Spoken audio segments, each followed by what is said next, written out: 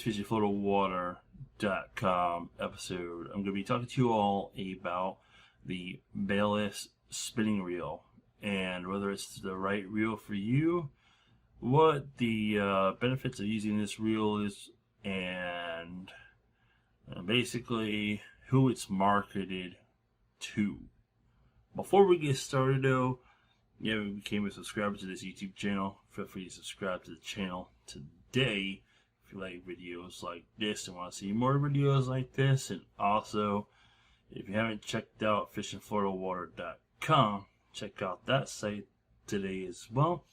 And one more thing is if you're planning to be an upcoming fishing angler in Florida and looking to grow your YouTube channel, be sure to check out fishingfloridawater.com and find out how you can join and get noticed hopefully from there.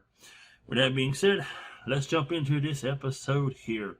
So we're going to talk about the spinning reel. This is a spinning reel, and this reel here is a common style reel, and this is where the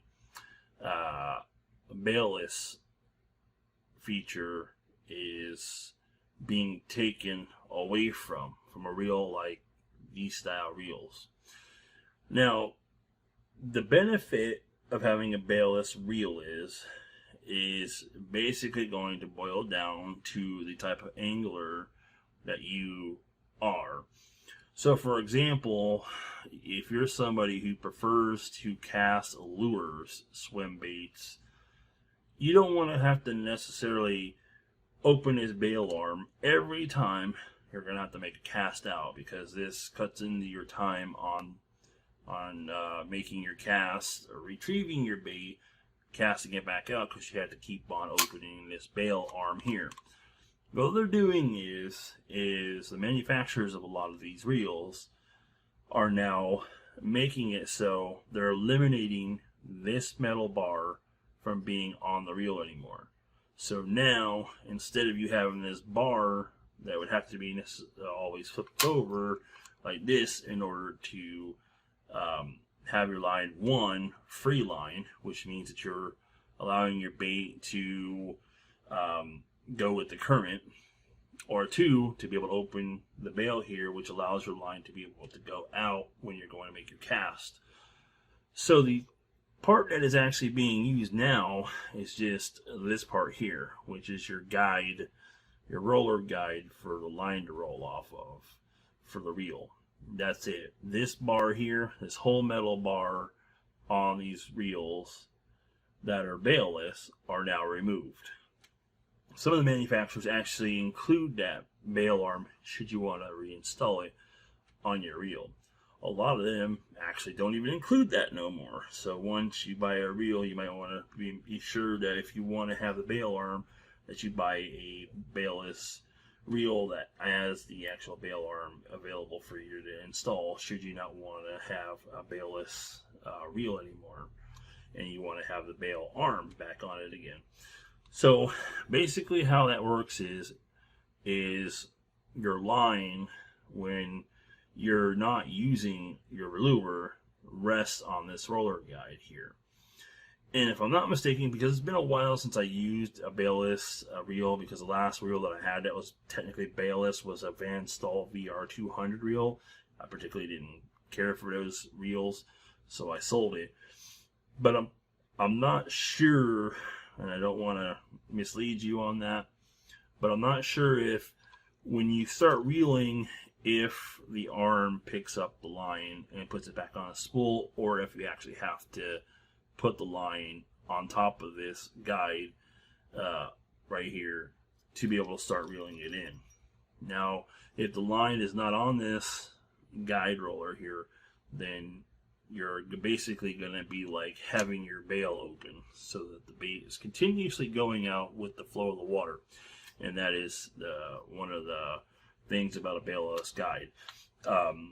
The other thing too is those manufacturers of these reels that make these bailless guides, this is not a bailless guide, by the way, or a bailless reel. If I've been saying bailless guide, my mistake, I'm getting sidetracked here. been a long day. Okay, so a bailless arm, bailless reel, and all that stuff. They are also making them so that they are watertight. This is not by any means either of them. Not to say that if you have the willpower, because one could say that this reel isn't water sealed, but if there's somebody out there, they can make any reel water sealed if they know what they're doing. Just because somebody says it can't be done doesn't mean it can't be done. There's a will, there's a way. But the manufacturers are making the reels water sealed, or at least to a certain extent that they can be in the water for a certain amount of time where they don't take on water. And with that being said, that's the benefits of that, is that you don't have to worry about opening the bail every time you're casting and bringing it back in. Is that you cut down on those times. So these are not a lot of them. I think I've seen one of the pen reels. If I'm not mistaken, I might be wrong. I think I saw one that was like, I'm not sure what end reel it was as far as like quality wise, but I believe I saw one for like, I think $160 for just the reel that was bailless. But that's all up to you to decide if you want a bailless reel or not. Personally, you could make your own reel bailless by removing the bail arm yourself if you know what you're doing. A lot of these reels inside the bail arm have a spring on them, so when you take the screws off of here and on this side, to take this whole part off, to take this bar off, there's normally a spring inside of there and maybe some other type of thing in there that allows it to have the tension that it has on it. And then you would just simply take the bail arm off, put all the pieces back together, and just make sure, very importantly, you keep this part here, because this is their main part where the line has to sit at, is right on this roller guide right here. But anyways, that's pretty much it though. This was just a sample reel that I was using. This is not a bailless reel. It's not waterproof at all by any means. It's just some old reel that I picked up at a thrift store that I just wanted to talk to you all, so I had something to show you. I don't have any bailless reels because I don't really feel that I have the need to use them too much right now.